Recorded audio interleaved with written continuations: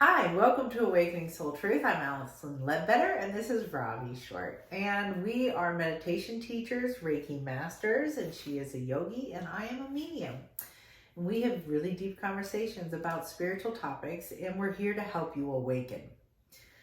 So today, we really want to see how you engage the Lion's Gate and that energy that really opened up, a huge portal opened up at the very beginning of August. And then we just had this massive full moon as we transitioned from August 29th into September. And there's been an enormous effect. Enormous. We've been crying on the phone. We're barely standing. Hiding out at home. Yes. We've taken shelter. So let's back up to the Lion's Gate, and I'll share with them what happened, and that will get us into our subject matter for today. So during the Lion's Gate portal, you had decided actually to create a healer's round table kind of gathering, which I was super excited about. And there were 7 of us that got together at your house, and we wanted to harness the energy of the Lion's Gate. So we got together and had a little fellowship. We went into some deep meditation. You attuned all of us to Reiki again. But before we did the attunement to Reiki, you asked us a specific question. And each one of us had to share, was there anything present that we were aware of that we wanted to heal? Like, what was going to be our intention for harnessing this energy? Could we use it as a way to heal and awaken ourselves? It dawned on me that something that keeps coming up over and over again is when I feel hurt or betrayed or, excuse my language, fucked over, I get a lot of physical pain in my body.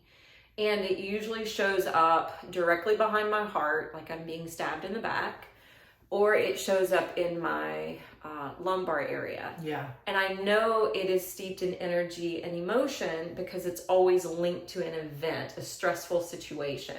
And it usually concerns people. Right. Or something of that nature. So, or I'm going to interrupt and say that this is a really good example of you have a reoccurring issue that different people in your life continually fulfill that role. It's almost like, here's my pain body. This is my sad place.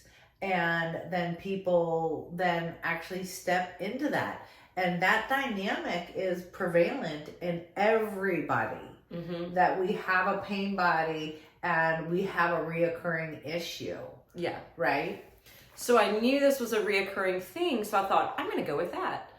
And so I stated that's what I wanted to heal, that I wanted to go to the root cause of whatever that was, because it keeps showing up in this life. Yes. And I'm like, but I want to go to the root cause, because in yoga philosophy, that's the only way you can really heal or cure, whatever's paining you, So anyway, I stated that I wanted to go to the root cause, and I let it go, like we always do. Yeah.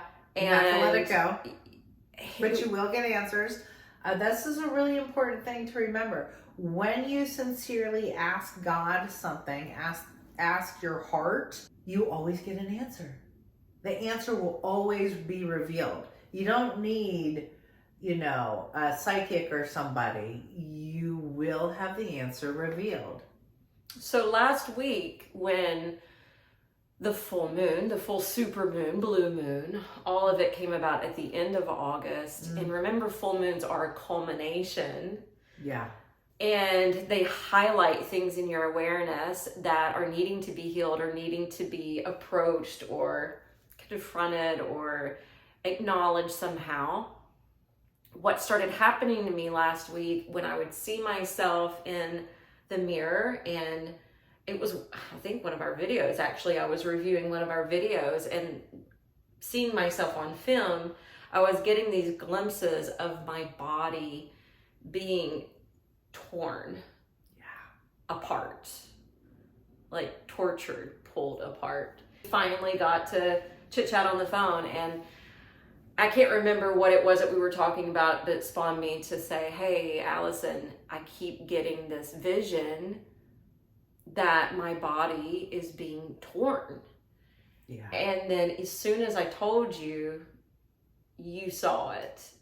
And you actually said to me, yes, I see your arms being ripped off. And the wild thing about it is, I told her I felt like I was being torn apart, that I had these visions, and the vision that I had was my arms being pulled. But I did not tell you that. Right. But you saw that. Right. So I validated your experience and reading it. And then we uncovered this past life. You want to talk more about, we started to heal it. During that lifetime, I was very committed to the Hindu faith, to the Hindu religion. And to the point where it feels like Robbie's kind of the beginning of Hinduism. Like you were holding space for that rise of belief. The way I perceive it, and this is kind of out there for some of you, I perceive the beginning of life on earth or humanity as this beautiful coming together of different cultures from the universe. We saw you in the accumulation of being a very truthful account of Hinduism prior to this terrible experience. And so the way you were describing it, it was when, just like we have talked about the dark energy coming in to change the story of Jesus, to change the story of Mary. We've talked about this in different episodes. We're talking about illusion. Why did an illusion start? Why do we have such a... How the dark matrix start? Where's the beginning point of it? And this is a question we've been honestly asking. I've been asking myself for years. Like, what is the dark matrix? How did it start? When did it start? Why is everything under the dark matrix? Why is when the light rises, when people become bright, we take them out, like sportingly? And so you have this memory of being taken out. Yeah. With it, and you've had a lot of anger and sadness since then. Yeah. I haven't wanted to leave my house. I've been going to work, but coming home, and it's been hard for me. Sorry, even I've been meditating a lot, trying to process it, really.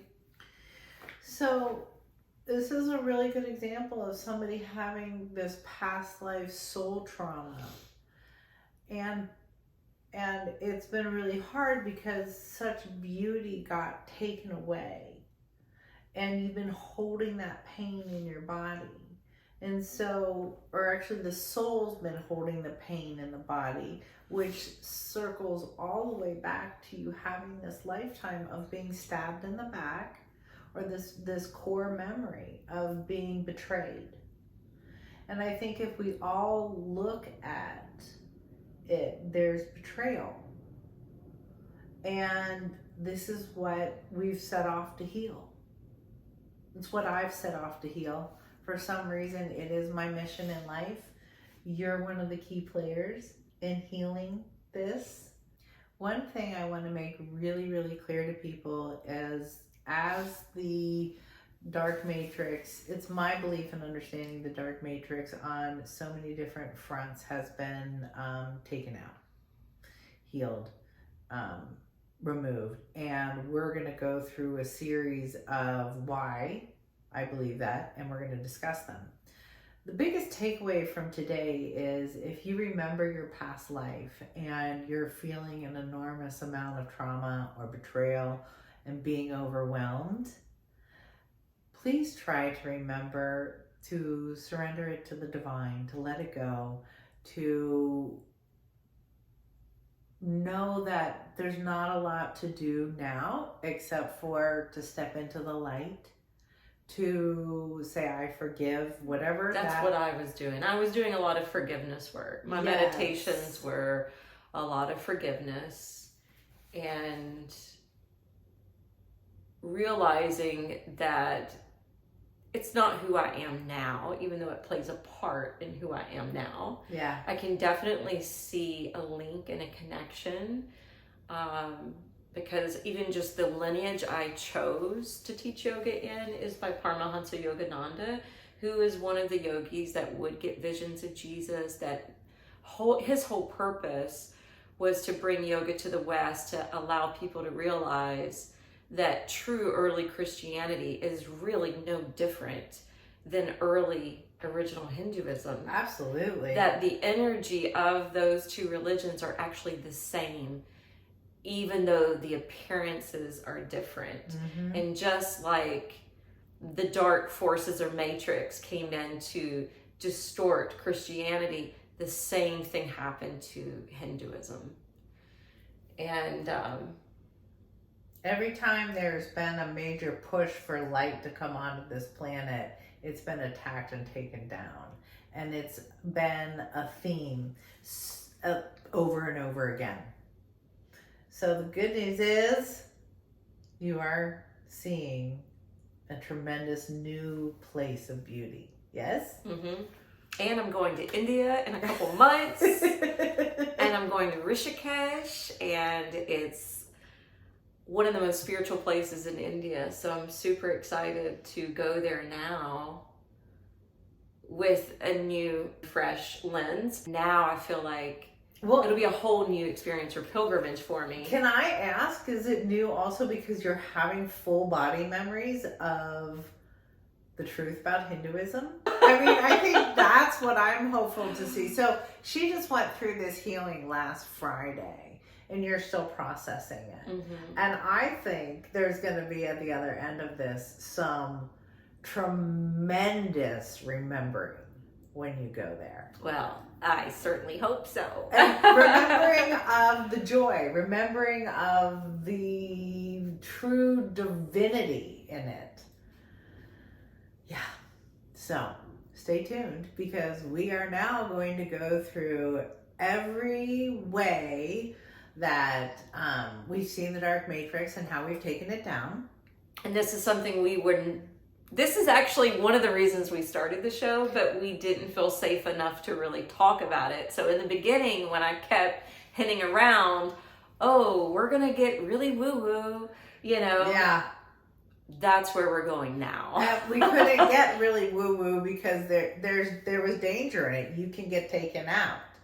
So these are stories that started back in February of 2022. Yep. So that was kind of the beginning of hardcore mass consciousness healing. So stay tuned. And Robbie will be reporting back on what it's like to experience the joy. You didn't tell him about seeing yourself in the blue and silver. Oh, okay. Yeah, So there's been a lot of things actually occurring since all that happened. I mean, even discovering that there's a Jesus cave there, discovering that this is where Shiva went to rest and heal himself at some point was Rishikesh. The fact that Rishikesh is one of the most spiritual places in India, and they do all these prayers day and night at the Ganges River, which is where we're going to be. I mean, it's going to be insane. So I've been doing more and more research, learning new things. I even discovered Shiva was depicted half male, half woman. I mean, there's just been so many little things coming to me. And part of our discovery and healing process of Hinduism was that Shiva was a mixture of the both. Yes. And then the divine masculine and feminine. And then you look for it. Mm-hmm. So these are powerful remembrances that she's then looking at history to find the bits and pieces. It's all out there. Mm-hmm. We can find the evidence. I sound like that TV show. The proof is out there. Sometimes I feel like we're like, who is Paul Harvey? No, not Paul Harvey. What was his name? Uh-oh. Was it Paul Harvey? Who says, and now the rest of the story. Like, we're going to tell you the rest of the story, or the real, true story. The real, true stories. So join us. We love you and have a wonderful week.